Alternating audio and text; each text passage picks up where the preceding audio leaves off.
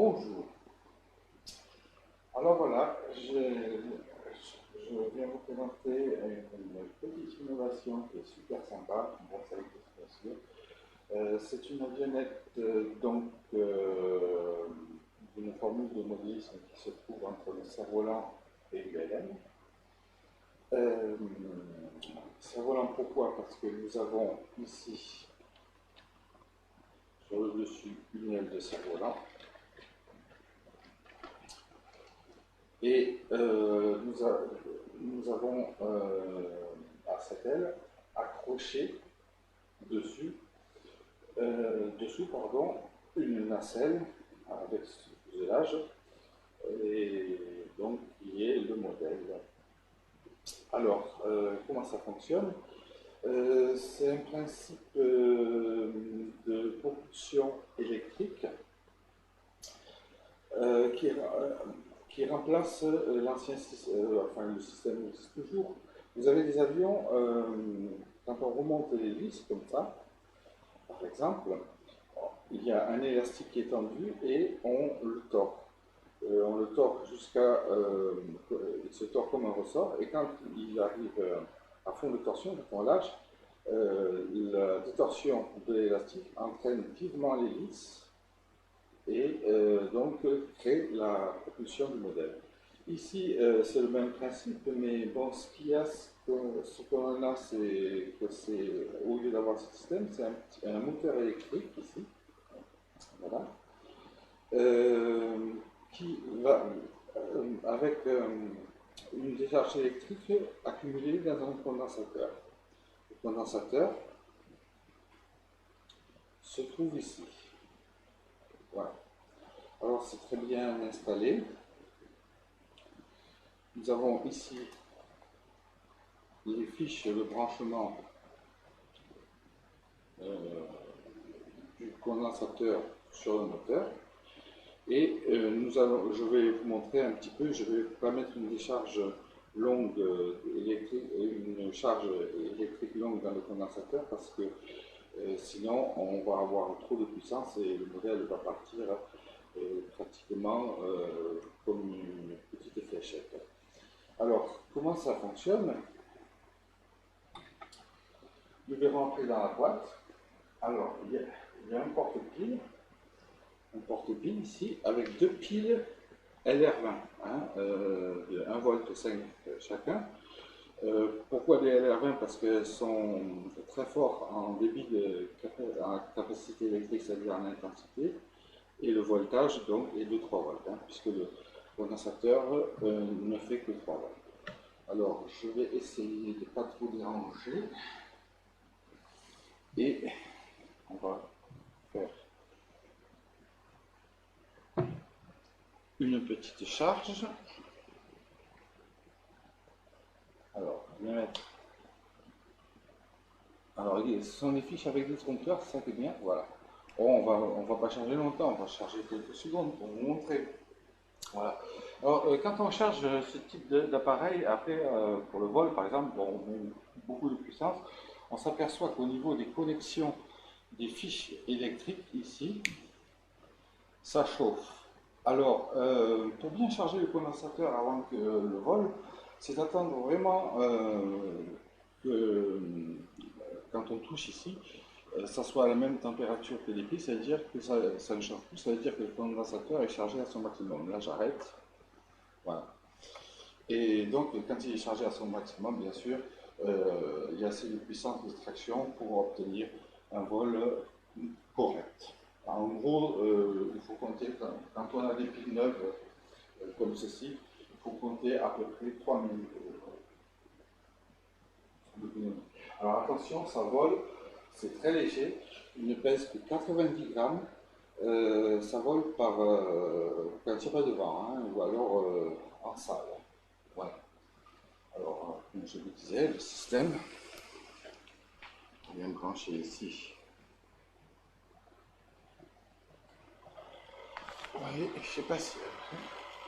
Vous voyez, il avance. Bon, je n'ai pas mis toute la puissance. J'ai pas mis toute l'intensité nécessaire dans le condensateur parce que sinon il a une vitesse qui est beaucoup plus grande. Voilà, et là, bon, j'ai mis la peine, on voit que ça roule un peu. Hein, et voilà, donc c'est un système très pratique et très commode. Alors bien sûr, il faut être deux, hein, parce que au moment du décollage, par exemple, il est difficile de tenir le modèle sur un angle de lancement adéquat. Il faut un équipier, par exemple, pardon, au, au décollage qui va être à côté du pilote, il présente les fiches comme ceci, et quand le pilote est prêt à lancer, il contacte et le coéquipier branche la fiche, s'éloigne, et le pilote, en s'éloignant, il dit tu peux décoller, et le pilote peut décoller. Donc lancer son engin. Voilà. Alors, ce modèle est vraiment sensationnel parce qu'il est très facile à construire, contrairement à ce qu'on puisse imaginer. C'est une formule de construction traditionnelle en bois qui a été étudiée avec du contreplaqué qualité aéronautique de peuplier de 3 mm d'épaisseur, en gros. Et c'est une menuiserie qui ne nécessite pas de serre-joint. Ça se monte comme un puzzle en 3 dimensions, c'est-à-dire que chaque pièce s'emboîte et donc on fait un montage à blanc. On assemble en fait un puzzle en 3 dimensions, tout simplement. Et donc on fait un montage à blanc pour comprendre, on démonte, on met des points de colle et on tient le tout serré par les élastiques et le modèle est fait. Alors, nous voyons que l'aile ici est fixée par un élastique pour bouger librement. La jonction de l'aile avec le fuselage s'appelle l'emplanture. Si nous avons une emplanture où c'est collé par exemple, on risque d'avoir de la casse. Puisque là, si le modèle vient à piquer comme ça, tout simplement l'aile bouge et peut sortir, enfin, ça fait un système de ressort, ça protège ainsi l'ossature de l'aile ainsi que celle du fuselage ainsi que de la classe. Donc nous voyons ici un tourillon sur lequel sont accrochés ces élastiques qui tiennent l'aile. Hein, et ce tourillon n'est surtout pas collé parce qu'en cas de violent percutage, il est dédié à céder comme un fusible mécanique. Donc une menuiserie simple, une petite mécanique du genre mécano pour le train d'atterrissage. Hein, tout simplement, on a deux bacs d'arrêt ici qui pincent un petit jonc de carbone ici qui est pour le train et qui est en même temps un peu souple, un peu élastique, donc qui fait suspension. On a les roues ici en bois, simple. Alors vous voyez, moi je les ai peintes en gris argent et j'ai posé un élastique bien à plat sur le pourtour de la roue et j'ai étalé après avec un pinceau de la colle blanche, j'ai attendu que ça sèche et ça imite un peu. Et nous avons ici deux rondelles pour permettre un jeu de la roue correct et à l'équerre. Donc voilà au niveau de la mécanique. L'électromécanique est simple et amusante, moteur et condensateur, donc comme je vous ai montré, qui se charge et après quand on le branche, il se décharge dans le moteur. Une aérodynamique amusante, parce qu'en effet, cette aile de cerf-volant, ça a un rôle de parachute, mais avec de la finesse, un peu comme le serait un deltaplane. C'est pour ça que cette formule de moto-cerf-volant, c'est une formule entre l'ULM pendulaire, c'est-à-dire qu'il utilise des ailes delta, et le cerf-volant, parce que cette aile de cerf-volant a des propriétés aussi de parachute. Les deux combinés, bien sûr, nous permet d'avoir un vol tendu et plané. Qu'est-ce qu'il y a à dire bon. Derrière, nous avons ici ce qu'on appelle les empennages. Donc, une dérive qui est en bleu ici, et le stabilisateur qui est en rose ici. Nous avons ici un volet de direction qui est pliable. Donc là, je l'ai plié pour que le modèle tourne à gauche. Je ne sais pas si on voit bien, mais il est plié de à peu près 3 degrés de bi, 3 degrés 4 vers la gauche, ce qui permet d'obtenir un virage en air calme d'un diamètre d'environ à peu près 100 mètres. Et bon, j'aurais pu très bien aussi le mettre en virage à droite, mais pour plus de commodité, comme je suis droitier au lancement, je préfère donc avoir un virage à gauche, c'est plus pratique pour moi, pour le lancement. On peut faire le contraire également en traquant ce volet vers la droite. Et ici, on a un volet de profondeur. Alors, je ne sais pas si vous remarquez, mais il est légèrement braqué vers le haut, ce qui permet d'avoir une posture de l'avion légèrement cambrée. Et quand il va atterrir, comme il est cambré, il va se poser en 3 points à plat. Parce que s'il est neutre, ce qu'il faut éviter de faire, c'est de le mettre au contraire vers le bas, parce que là on met le modèle en piqué. Et donc s'il était neutre, par exemple, au moment de l'atterrissage, qu'est-ce qu'il risque de se passer? C'est qu'il fasse un cheval de bois comme ça. Hein, parce que là, il va arriver avec une posture légèrement cabrée. Bon, bien sûr, je parle, si on le fait évoluer, par exemple, sur un cours de tennis. Hein, parce que le revêtement du tennis, il est très souple et élastique.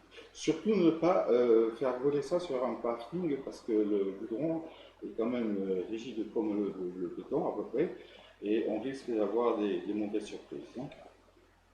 Donc voilà le rôle du stabilisateur. Alors vous voyez, ce sont des volets en plastique qui se montent et qui se plient, hein, en fonction du réglage pour avoir une qualité de vol correcte. Voilà.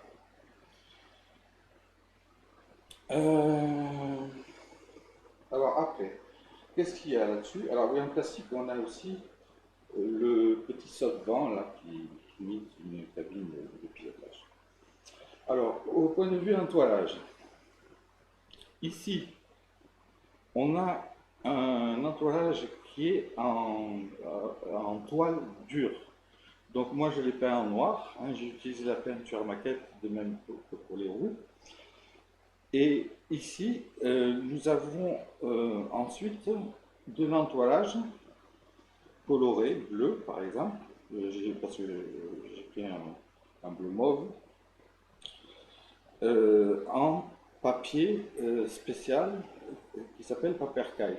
Le papercaille, c'est du papier de soie de Japon qui est prêté avec un enduit nitrocellulosique. Donc c'est pour ça que ce produit, le papercaille, est bien compatible pour son collage avec des colles ou des vernis à base de cellulose, hein, cellulosique, de synthèse. Hein. Donc, l'aile est aussi dans la même matière. Alors, bon, ben là, j'ai plusieurs sections d'entoilage. J'en ai une de ce côté en bleu, idem à l'opposé en bleu.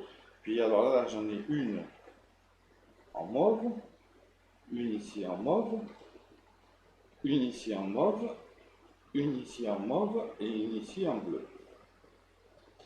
Recto verso. Alors, l'entourage, ce n'est pas compliqué à faire. Il suffit de poser une section de tissu, enfin de papier un peu plus large, de la coller. Donc, on commence par la coller sur les abords avec un pinceau d'écolier, en étalant avec un pinceau d'écolier. On tend bien l'entoilage, on attend que ça sèche. On découpe avec un couteau de modéliste. Un couteau de modéliste, c'est cet instrument. Le voici. On découpe, on arrase tout ce qui dépasse. Et après, quand on a tout entoilé les sections du modèle, hein, là, là, là, là, là, là, là, là, et là, on passe une couche de vernis cellulosique et ça va s'étendre. Alors, on peut mettre aussi des petits morceaux de papier coloré pour faire des designs qui donnent un peu plus de réalisme. Voilà. Alors, j'attire votre attention sur cet instrument qui s'appelle un couteau de modéliste, hein. Il ne faut pas donner ça à n'importe qui. En dessous de 14 ans, c'est utilisable en- avec la présence d'un adulte. C'est l'adulte qui va manipuler cet instrument. À partir de 14 ans, si l'adolescent est, disons, bien mature, hein, on peut lui confier. Mais attention, ce sont quand même des outils qui sont, qui sont assez pointus à utiliser. Donc, à manipuler toujours avec prudence, sans précipitation. Sinon, le reste, ah oui, puisqu'on y est, l'outillage dont je vais avoir besoin, il y a dans la boîte, il y a déjà une petite clé qui est fournie pour serrer les petites vis ici, en noir. Voilà, sinon, bon, bah, ça réclame, c'est de l'outillage scolaire, hein, c'est ciseaux, pinceaux, voilà, tout ce qu'on peut trouver dans le matériel d'école. Hein. Voilà, crayon, tout ce qui est stylo et tout ce qui s'ensuit. Voilà. Alors, nous allons procéder. Je vais vous montrer le montage de l'aile. Alors, l'aile, comme je vous ai dit, elle est démontable. Il suffit de décrocher les élastiques.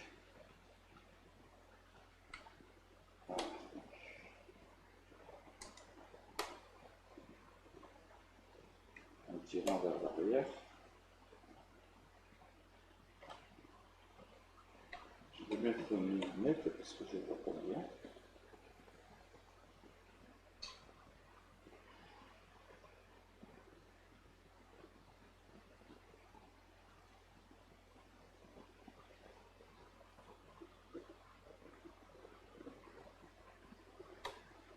Un, deux, je décroche, je retire les élastiques. Voilà, là je démonte mon aile. Alors, l'aile se fixe par rapport au point du centre de gravité, là, à 4 cm devant. De là à là, j'ai une marge, ce qu'on appelle la marge d'emplanture. La marge d'emplanture, c'est la marge où vient se poser l'aile sur le modèle, où vient s'encastrer l'aile sur le modèle, et ça correspond à cette distance de là à là, qui se pose sur ce qu'on appelle un plateau. Alors, je reviens un peu sur le condensateur. Alors, le condensateur, vous voyez, c'est bien étudié le système parce qu'on a une espèce de peigne là pour bloquer les fils d'alimentation moteur. Et le condensateur se démonte sans difficulté et se retire hors du modèle. Alors, surtout, ce qu'il ne faut pas faire, c'est tenir cette fiche pincée entre les lèvres ou à la bouche parce qu'un condensateur, une fois qu'il est chargé, si on met les doigts, on risque de se prendre un petit coup de décharge. Alors imaginez si je prends une petite décharge dans la bouche, c'est pas agréable. et il peut avoir un petit risque de brûlure. À la base du condensateur, moi j'ai mis un cercle, enfin un coussin, un coussinet que j'ai récupéré dans de la mousse synthétique que j'ai collé avec du scotch double face. Mais on peut très bien faire cela avec une petite bourre de papier toilette, hein, collé avec du scotch double face. Ce qui évite, par exemple, bon, si on voit l'intérieur, on voit à l'intérieur, là, il y a, le condensateur appuie sur le longeron au fond, mais les bords, en cas d'atterrissage violent, peuvent venir, on ne sait jamais, à abîmer l'entoilage ici et ici le perforer. Donc c'est pour ça que c'est de faire ceci.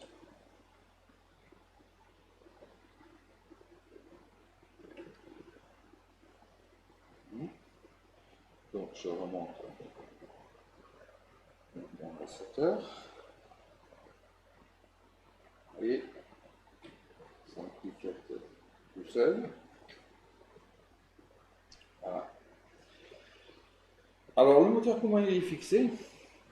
Le moteur, on verra que dans la boîte, il y a du scotch double face fourni.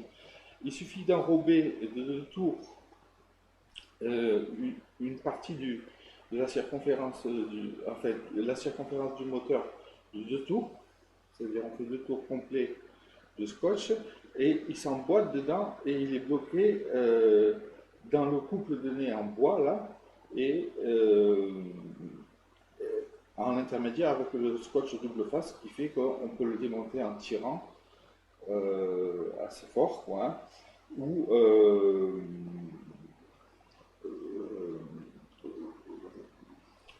par exemple s'il arrive à un atterrissage violent, c'est que le moteur va un peu bouger.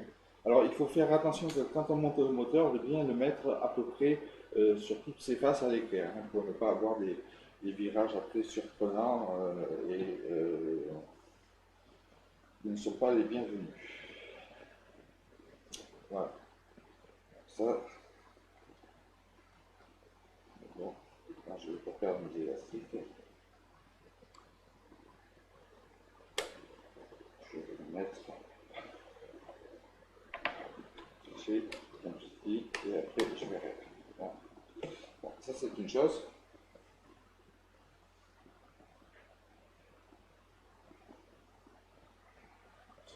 Oui, pour en revenir un peu sur là que maintenant c'est un peu plus libre, sur le montage du modèle, vous avez qu'un seul longeron qui va partir de là, qui va faire tout le tour comme ça, qui va revenir, qui, qui a la forme également de la dérive, qui vient ici, et qui va s'emboîter sur celui-là, qui va partir du nez ici, qui va faire tout le tour, y compris les empennages du stabilisateur. Il a cette forme et il revient là. Ces deux longerons sont cliquetés comme un pulse et raccordés par trois couples. Ici, donc le couple de nez, le couple d'habitacle avant et le couple d'habitacle arrière. Voilà. Donc il n'y a pas beaucoup de pièces. En moyenne, il y a 12 pièces. Hein. Même là, il n'y en a pas beaucoup. Hein. Il y a juste une, deux, trois, 4, 5, 6 pièces, voilà, et il est pratiquement presque fini. Et après les roues, 7, le moteur, 8, les petits détails, 9. Les entretoises après qui se collent à part, qui sont en balsa, ici, on peut les voir. Hein, voilà. On les voit aussi par transparence, je ne sais pas si on les voit bien ici, il y en a 1, 2, 3, 4, 5, 6, 7, 8, 9, 10, 11 et 4 sur le couple de nez. Voilà, alors on ne peut pas considérer ça, on considère ça comme une pièce parce que c'est comme c'est du balsa, ça se travaille très bien, c'est du bois très fin. Et on verra que sur le plan par la suite, quand je ferai une vidéo sur le montage, des préliminaires, que les entretoirs se coupent facilement avec le couteau de modéliste que je vous ai présenté tout à l'heure. Voilà. après une petite hélice, bien sûr. Voilà.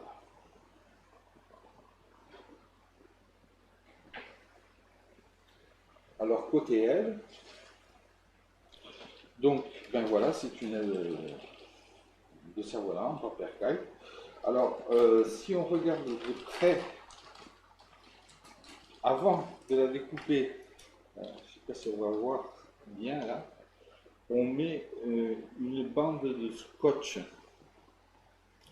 sur les bords d'attaque. Les bords d'attaque, c'est les parties, les arêtes qui sont exposées face au vent.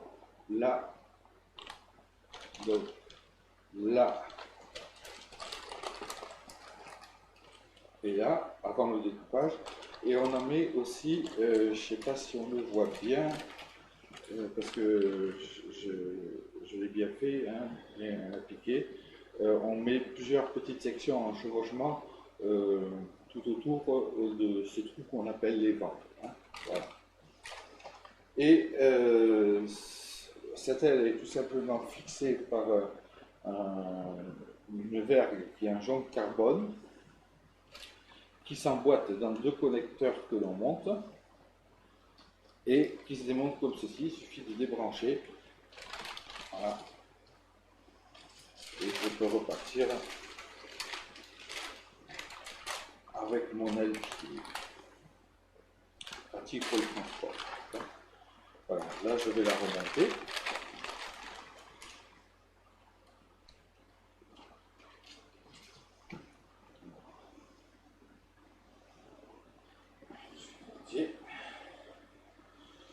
Donc je vais brancher ici. Voilà, hein, vous voyez, c'est embouté comme ceci, dans ce petit trou. Hein.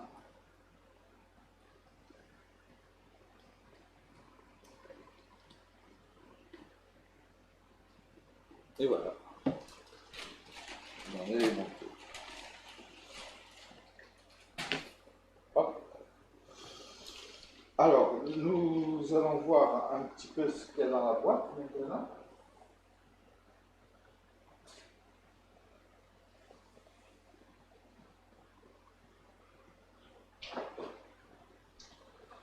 Alors, il existe divers coloris, des boîtes qui présentent très bien, qui sont faites avec un joli carton.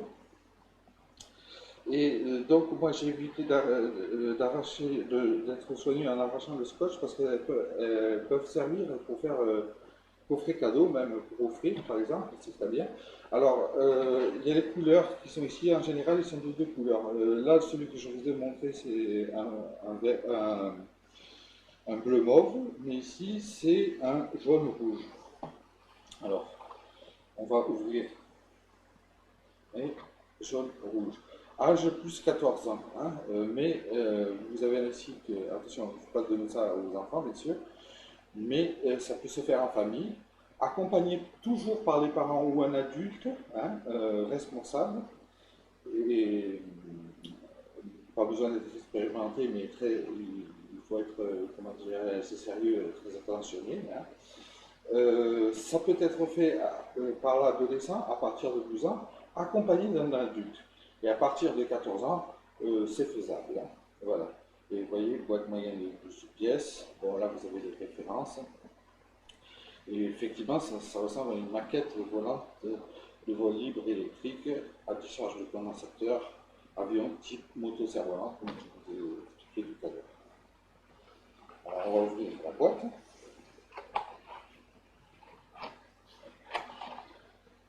Vous voyez, ça présente bien. Et on va trouver tous ces éléments. Alors, on va trouver une notice. On va trouver un petit paquet de baguettes. On va trouver des éléments roulés. On va trouver les pièces. On va trouver une petite équerre. Un rouleau de scotch. La petite clé.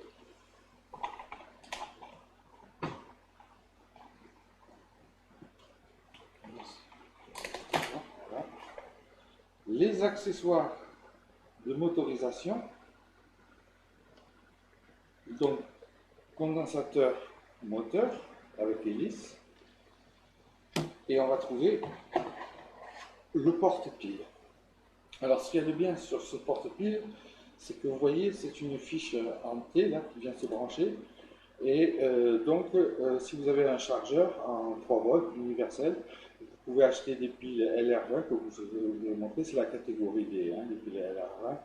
Branchez votre chargeur. De toute façon, il y a des trompeurs, on ne peut pas les brancher, inverser les polarités, et il y a une sécurité mécanique, on ne peut les brancher que dans un seul et unique sens.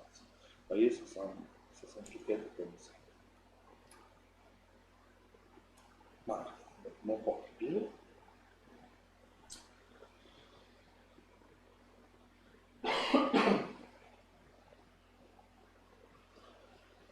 Alors, côté baguette, qu'est-ce qu'on a? On a ici une essence, enfin, un bois très tendre, c'est le balsa. C'est celui qui va servir à fabriquer les entretoises, comme je vous ai dit tout à l'heure. Vous avez ensuite deux baguettes en essence moyenne. C'est beaucoup plus dur que le balsa, mais c'est léger. Deux petites baguettes là, qui sont les longerons de bord d'attaque, qui sont ici.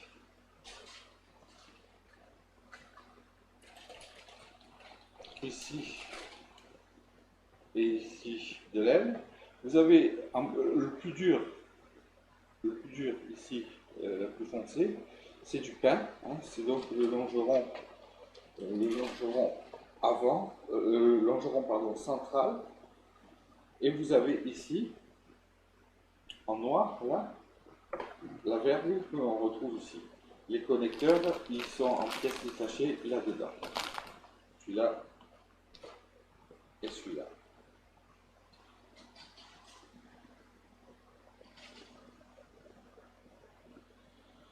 Bien. Alors, ça, on a vu. Alors, oui, le scotch, comme je vous disais, pardon, ça sert à renforcer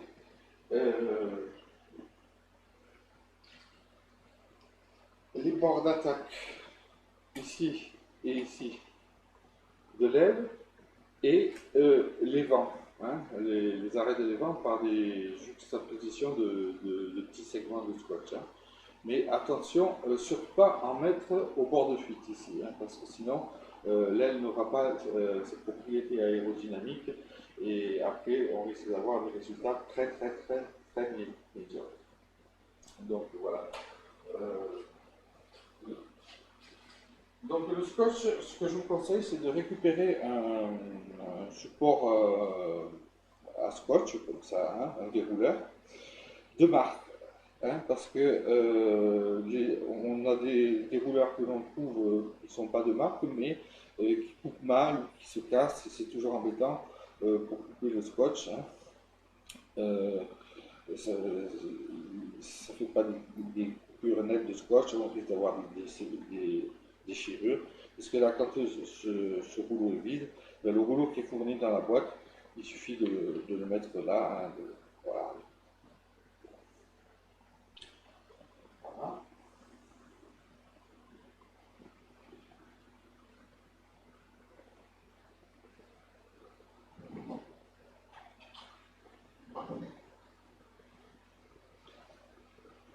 Alors, le moteur et le condensateur bien conditionnés, hein, ici, moteur condensateur, qui sont ici dans le modèle. Alors, peu importe la couleur du condensateur, c'est la capacité qui importe. Hein. Voilà, il est ici, et le moteur qui est ici.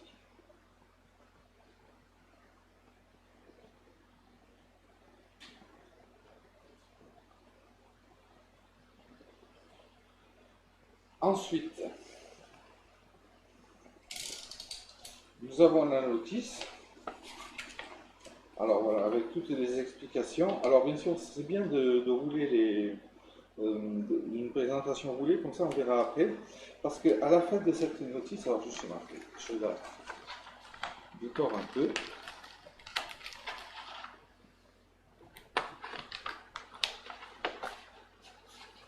Voilà. Donc là, bien lire les recommandations de sécurité, ici. Et à la fin de la notice,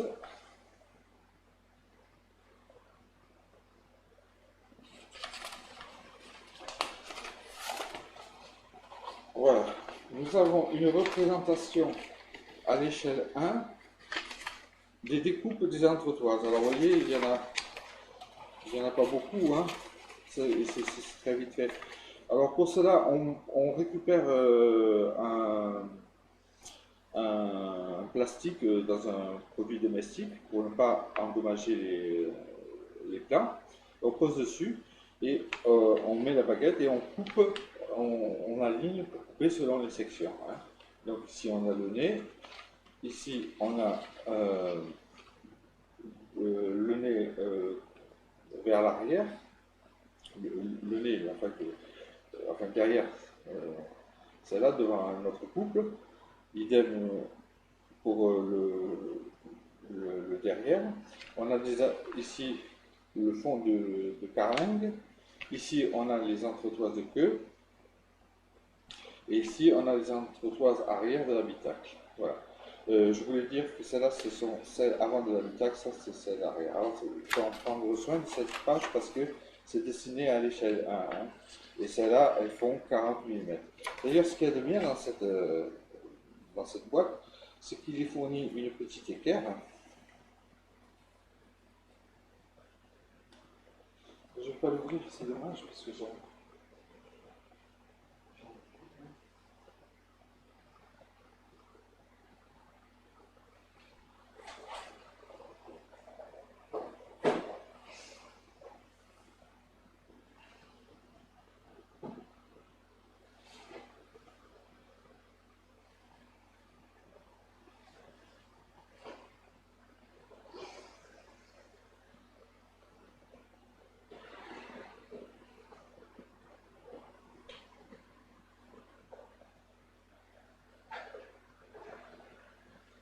Alors c'est une équerre rapporteur, c'est la même que celle-là. Hein. Ici c'est gradué en degrés, ici on a les centimètres, donc je vous disais tout à l'heure, hein, vous voyez,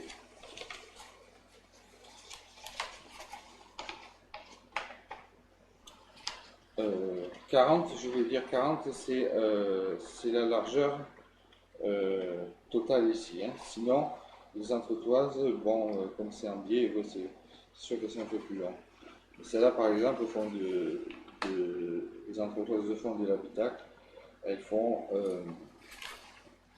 sont à l'échelle.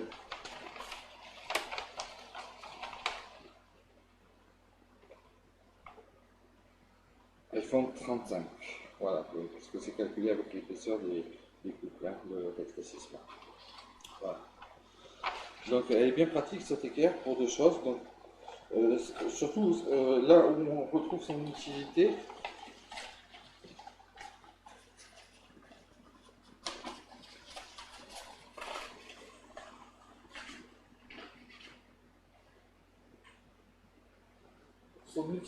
on va la retrouver dans le modèle quand il faut braquer, par exemple, à 4 degrés vers la. Moi, j'ai mis à droite. Alors, je ne sais pas si vous remarquez, mais j'ai fait un trait noir. On ne le voit pas bien ici.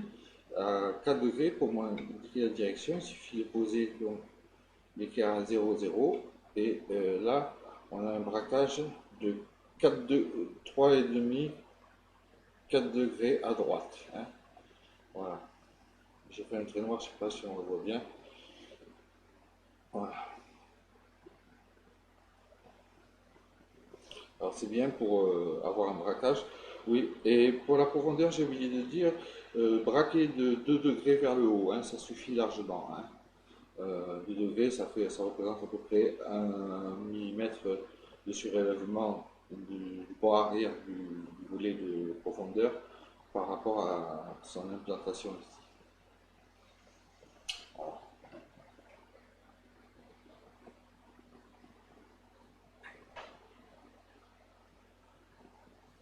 Donc voilà pour l'équerre.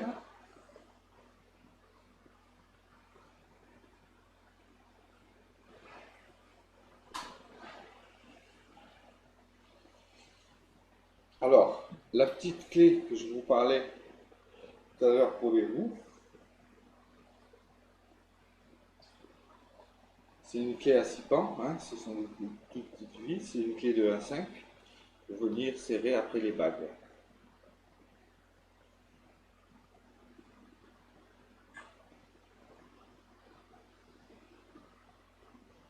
Alors,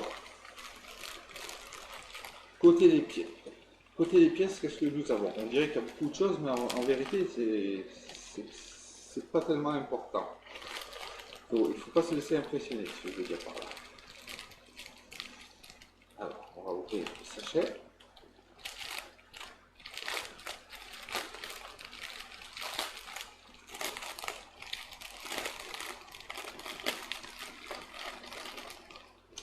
Alors, nous avons des élastiques, comme je vous disais, hein. Donc voilà, alors les deux élastiques bleus, c'est bon, moi j'en ai récupéré d'autres, mais c'est conseillé de les mettre, voilà. C'est les élastiques qui vont venir ici et ici pour tenir l'aile, hein, qui vont faire le tour comme ça pour être accroché.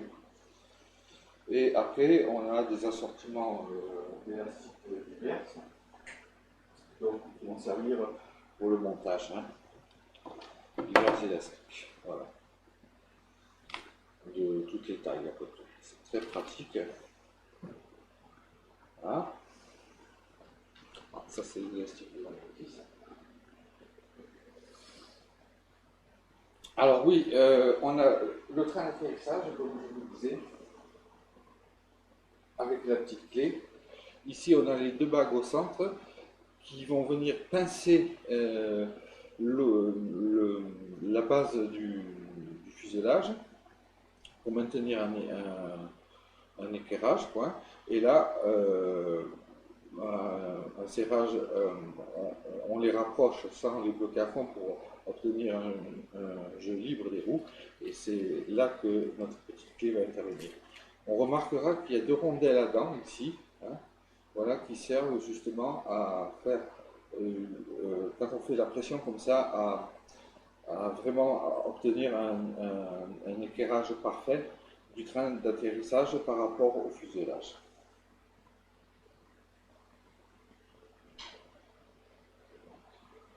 Vous voyez? Voilà.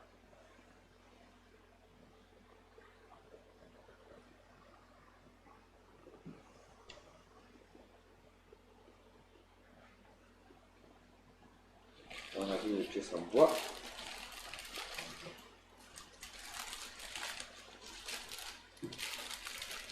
Alors, pour les pièces en bois, il ne faut pas paniquer. On croit qu'il y en a beaucoup, mais en vérité, il n'y en a pas beaucoup.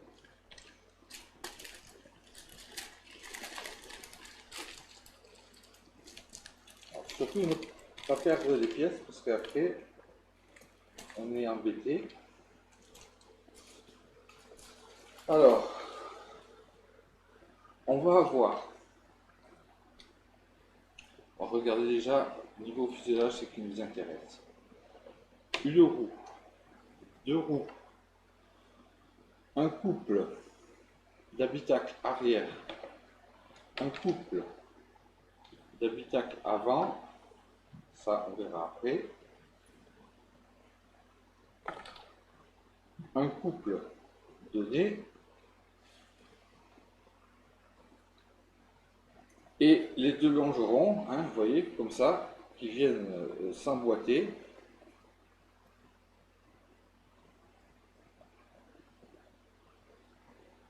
Voilà, tout simplement. Vous voyez, et qui sont maintenus après par les couples. Donc c'est un puzzle en 3D. Par exemple, on a le couple de nez qui va venir ici. Donc finalement, c'est vite construit, c'est un puzzle en 3D. Hein, vous voyez, elles sont propres ces pièces. Et elles ont des petits repères également. Je ne sais pas si on les voit bien ici pour la position des autres pièces au montage afin de construire parfaitement les pièces. Donc, vous voyez, ça fait couple de nez, 1, couple d'habitacle avant que l'on voit grâce à cette lumière, cette ouverture, parce que c'est ce qui, ça vient se connecter ici. Hein. Voilà. Couple d'habitacle avant, couple d'habitacle arrière, longeron du dessus, longeron de flanc et roue. Donc, ben, 1, 2, 3, 4, 5, 6. 6 pièces et l'avion est pratiquement terminé. Après, on a quelques pics qui nous servent pour le tourbillon d'attache, comme je vous ai montré tout à l'heure, pour la fixation de l'aile. Là. Voilà, tourbillon d'attache.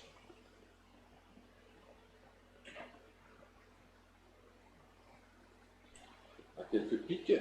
On a alors justement la cabine. Alors c'est tout en éclaté, hein, vous voyez, la cabine, et ça se monte par pliage. Hein. Bon, là je ne vais pas le faire pour pas le détordre, il suffit de plier comme ça, et de rabattre, et on monte ainsi de ce vent sur le fuselage. Donc, on a la cabine, on a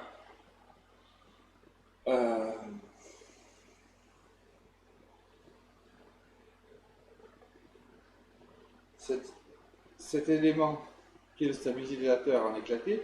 Alors il suffit tout simplement, après il faut bien le faire, là je ne vais pas le faire parce qu'il faut se mettre à plat avec une règle, rabattre comme ceci, et faire un petit rabat ici pour venir coller sur l'arête du stabilisateur ici. Hein. Voilà, donc là c'est le stabilisateur en éclaté, là c'est pareil, c'est la dérive en éclaté.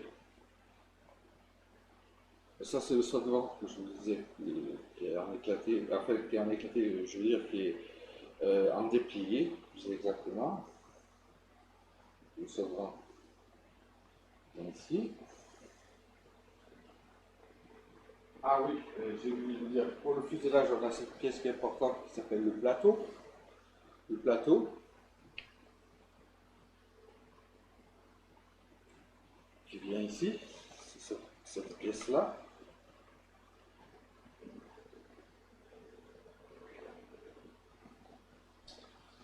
Et puis, alors après, on a des petits détails comme ça.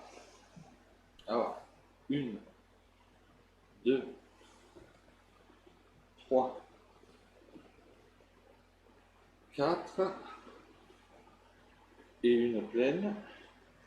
1, 2,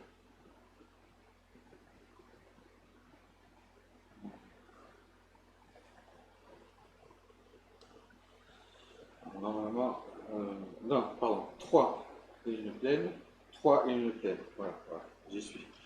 Voilà. Et après, on a des petits détails comme ça, des petites rondelles en bois qui servent pour des décorations facultatives, pour donner un peu plus du côté réaliste ou maquettiste, hein, mais c'est pas obligatoire. Donc, par exemple, ici, alors ça on a vu, ça c'est le connecteur que je vous ai montré sur les ailes tout à l'heure, donc il est composé de 1, 2, 3 et un dur. Alors normalement on les empile comme ceci. Alors on coupe la pointe d'un cure-dent, on les embroche comme ceci, et au moment du montage, alors là je le fais vite fait, hein, voilà, on les embroche comme ceci, et au moment du montage, voilà, disons que elles sont embrochées. Alors la pièce embutée pleine derrière, et sinon les trouées, celles qui sont trouées au centre. Hein. Voilà. Donc on a le connecteur, on en a un là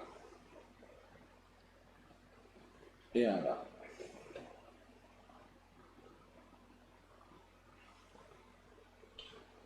On va remettre cette pièce.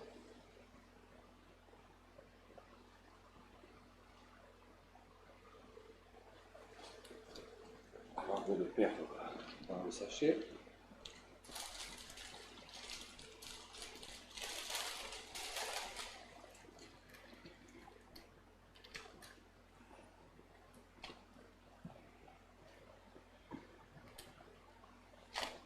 Je commence par le petit, ça ne mange rien.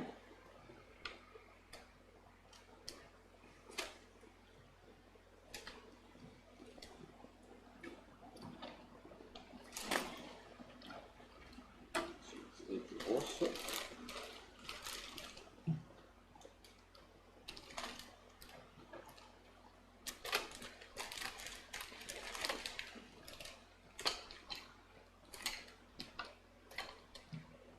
Voilà.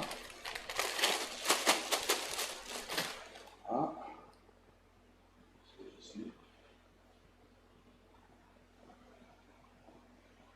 Je remets ceci. Ça. Ici.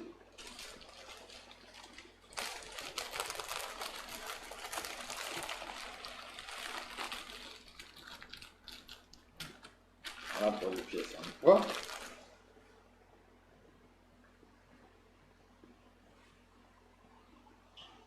Et enfin, on a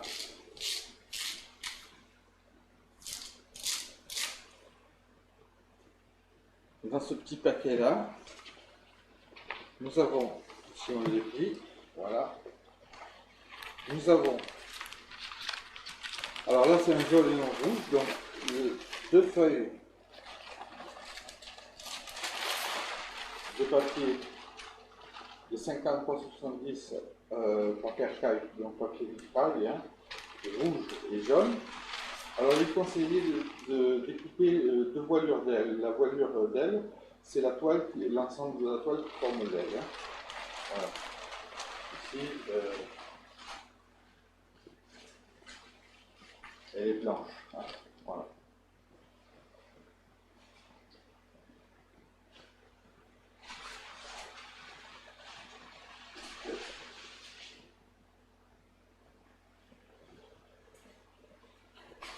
Alors qu'est-ce qu'on a?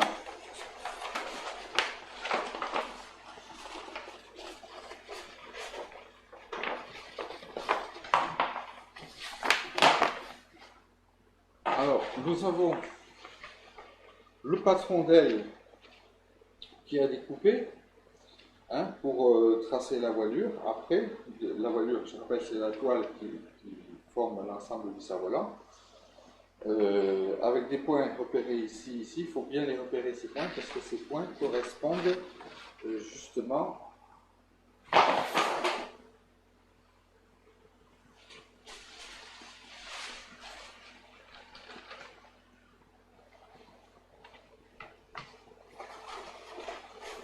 il y en a même un en bas.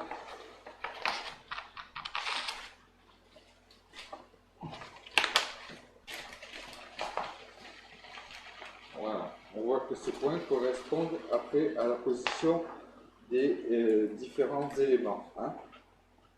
Voilà.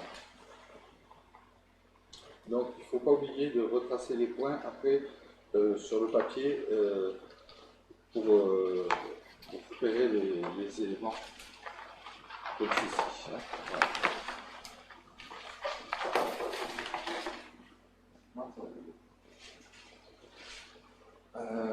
Voilà. Voilà.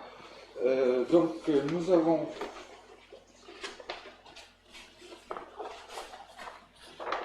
les fameuses sections d'enquadrage. Donc,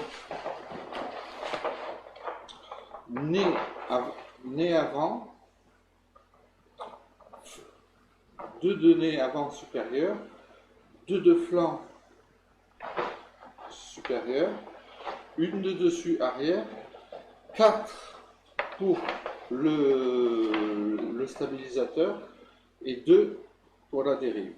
Et nous avons ici déjà tracé dans la toile renforcée, en blanc là, les deux pièces qui composent le. Voilà.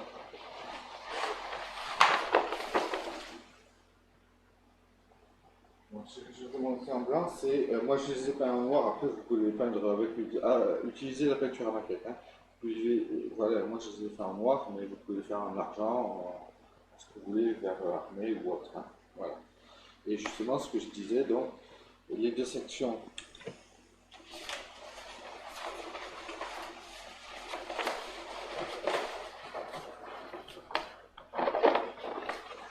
C'est pas pratique parce que c'est déroulé. Et ça, c'est bien simplifier la déroulée. Bon.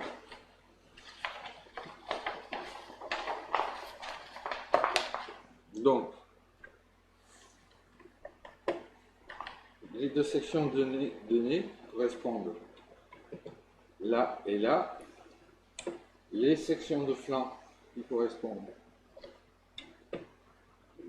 là et là. Une section du dessus correspond à ici. Et 4 sections pour le stabilisateur. Donc, une, deux dessus, une, deux dessous, ça fait 4. Et 2 sections pour la dérive. Donc, ces sections-là, une de ce côté en bleu et une de ce côté en bleu. Voilà, les sections. Et il nous reste à voir, voilà, ça c'est bien. Ici c'est une bande de scotch double face hein, qui va venir servir à enrober le moteur avant sa mise en place définitive dans le fuselage. Voilà. Voilà ce qu'il y a à dire. Est-ce que j'ai dit quelque chose non.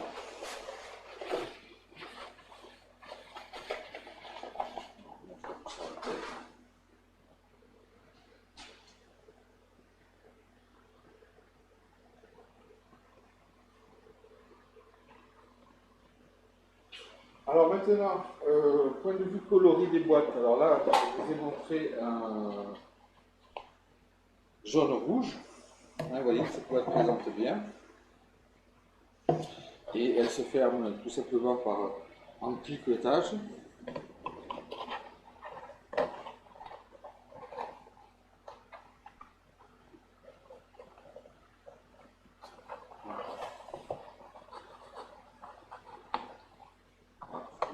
En même temps.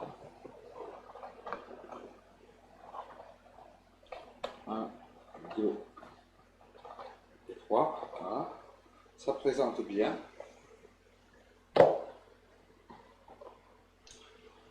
Alors il y a plusieurs coloris. Hein. On a marron vert armé. On a vert et mauve. On a bleu et jaune.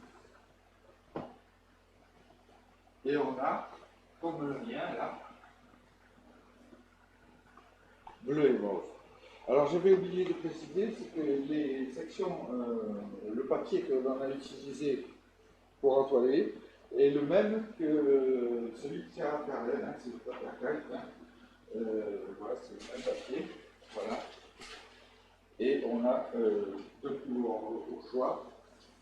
Par exemple, dans cette boîte, on a ces 2 couleurs, jaune et rouge. Voilà. Alors on peut alterner les sections de différentes couleurs pour donner une belle esthétique un beau réalisme.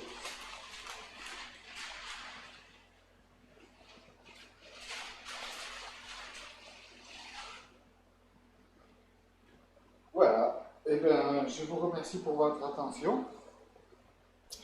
Et au nom de toute l'équipe, je vous dis à très bientôt.